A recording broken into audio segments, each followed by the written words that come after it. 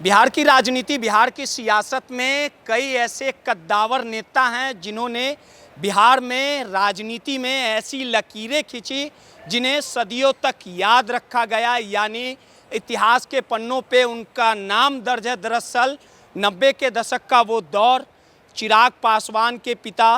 रामविलास पासवान, नीतीश कुमार और लालू प्रसाद यादव बिहार की राजनीति के ऐसे ये धुरंधर हैं, ऐसे चाणक्य हैं और ऐसे बल्लेबाज हैं जिन्होंने बिहार की राजनीति में एक छत्र राज और अपना साम्राज्य भी चलाने का काम किया है। पिछले 2 दशकों तक बिहार की सत्ता को नीतीश कुमार ने संभाला, लालू प्रसाद यादव बिहार के मुख्यमंत्री बने, अपनी पत्नी को मुख्यमंत्री बनाया और साथ ही चिराग पासवान के पिता रामविलास पासवान भी लगातार बिहार की राजनीति से लेके देश की राजनीति पर हावी रहे। लगातार इनका उम्र और दौर ढला, जिसके बाद अपने उत्तराधिकारी के तौर पे रामविलास पासवान ने अपने बेटे चिराग पासवान को 2014 के लोकसभा चुनाव में लॉन्च किया। चिराग सांसद बने और लगातार उनका दौर और उनका कद बढ़ता चला गया। वर्तमान में चिराग पासवान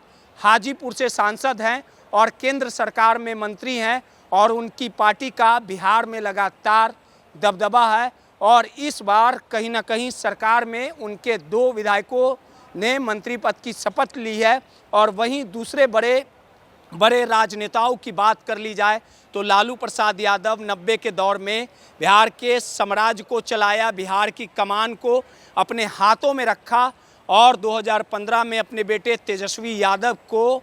बिहार की राजनीति में राघोपुर से लॉन्च करने का काम किया। नीतीश कुमार की संरक्षण में तेजस्वी यादव लगातार 2 बार डिप्टी सीएम बने, लेकिन 2025 के विधानसभा चुनाव में उनकी करारी हार हुई। नेता प्रतिपक्ष हैं और आरजेडी यानी राष्ट्रीय जनता दल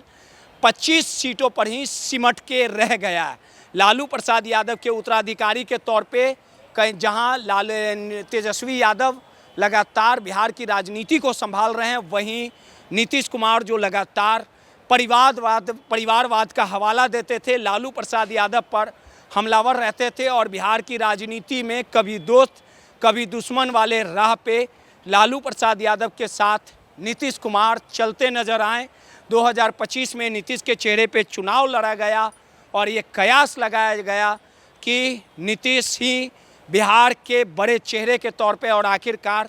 3 महीनों के बाद सरकार को कहीं ना कहीं बदलना पड़ा। नीतीश कुमार ने राज्यसभा जाने का फैसला लिया और आखिरकार जब राज्यसभा जाने का नीतीश ने फैसला लिया तो उनके बेटे और जेडीयू के भविष्य को लेकर सवाल उठाया गया और आखिरकार काफ़ी तामझाम और हड़बड़ी में निशांत को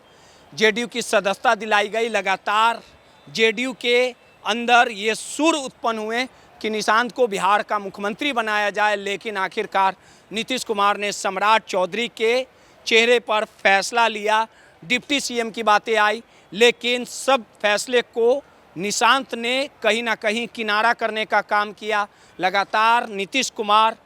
खुद के रहते हुए अपने बेटे को बिहार की राजनीति में सेटल करना चाहते हैं और आखिरकार अपने बेटे को निशांत को बिहार की राजनीति में प्रस्तुत किया गया और आखिरकार निशांत इस सरकार में सम्राट चौधरी की कप्तानी में और सम्राट चौधरी के मुख्यमंत्री बनने के बाद निशांत ने आज मंत्री पद की शपथ ली। यानी नीतीश कुमार ने अपने बेटे को बिहार की राजनीति में आगे बढ़ाने के लिए सब कुछ पहले से बी प्लान तैयार कर रखा था और आखिरकार निशांत की राजनीति की नैया चल पड़ी है और इसमें खवैया के तौर पे उनके पिता नीतीश कुमार ने अहम भागीदारी निभाई है। यानी मंत्री रहते और जेडीयू के विरासत को निशांत कछुए की चाल में धीरे धीरे आगे बढ़ाएंगे। यानी नीतीश कुमार भी परिवारवाद से अछूता नहीं रहे, यानी तेजस्वी और चिराग पासवान की तरह अब निशांत भी बिहार की राजनीति में सक्रिय हो चुके। अब देखना दिलचस्प होगा कि अपने पिता के संरक्षण में भले ही निशांत मंत्री बन गए हों, लेकिन आगे का रास्ता अपने दम पर कितना कारगर कर पाएंगे, कितना सफल हो पाएंगे, ये आने वाले समय में देखना दिलचस्प होगा। सहयोगी राहुल के साथ रोहित, माय पीडीए समाचार पर।